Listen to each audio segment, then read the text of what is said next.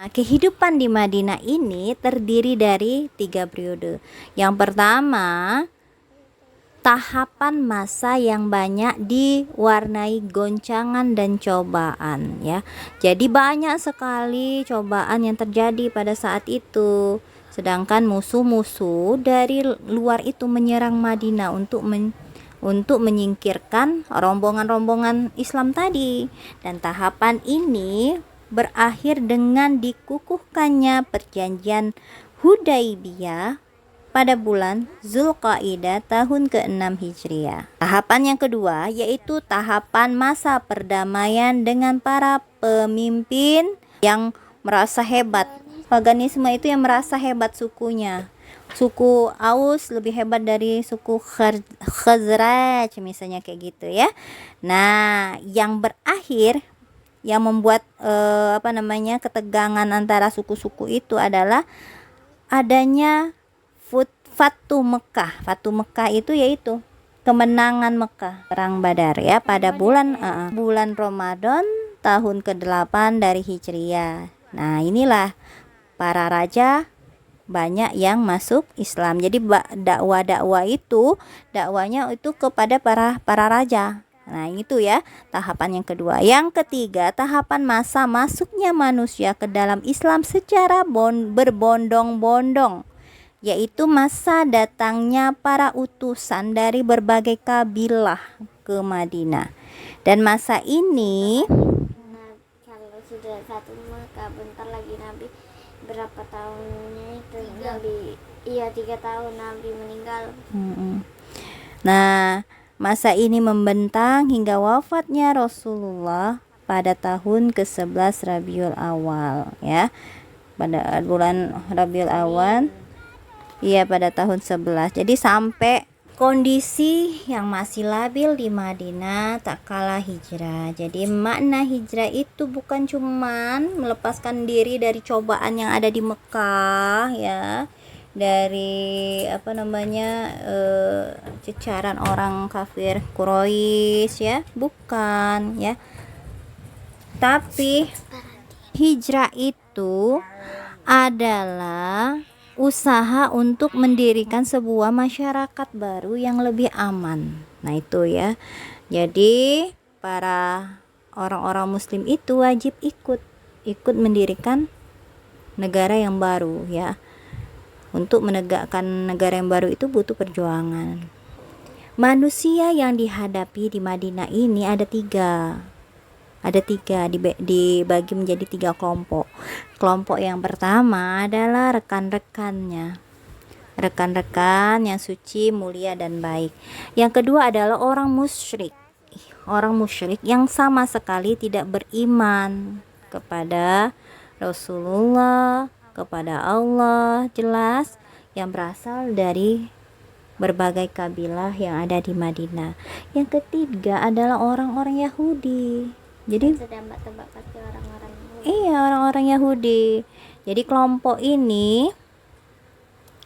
yang suci, mulia dan baik ini, mereka itu disatukan oleh satu kalimat dengan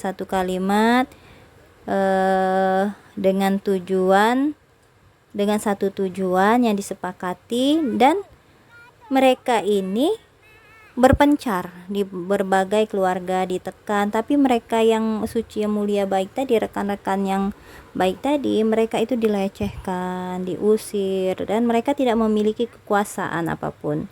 Madinah itu kekuasaan mutlak itu berada di tangan mereka sejak hari pertama, dan tak seorang pun yang berkuasa atas mereka. Maka sudah saatnya bagi mereka untuk menghadapi berbagai macam peradaban dan kemajuan penghidupan, ekonomi, politik, pemerintahan, perdamaian, perang, pemilahan antara yang halal haram, ibadah dan akhlak, serta berbagai masalah kehidupan lainnya. Sudah tiba saatnya bagi mereka untuk membentuk masyarakat Islam yang baru ya.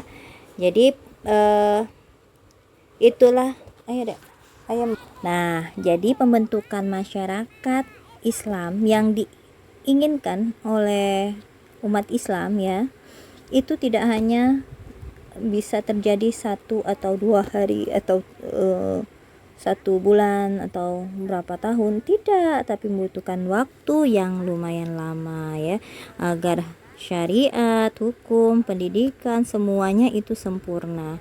Dan Allah sudah cukup dengan ketetapan yang telah diberikan ya. Sedangkan Rasulullah siap melaksanakan apa yang ditetapkan oleh Allah itu, memberi petunjuk dan mengajari orang muslim seperti yang ada dalam tugas Rasulullah ya, yang ada dalam Quran surat Al-Jumu'ah ayat 2. Huwallazi ba'asa fil ummiyina rasulan minhum yatlu alaihim ayatih wa yuzakkihim wa yu'allimuhumul kitaba wal hikmah. Dialah yang mengutus kepada kaum yang buta huruf seorang rasul di antara mereka yang membacakan ayat-ayatnya kepada mereka,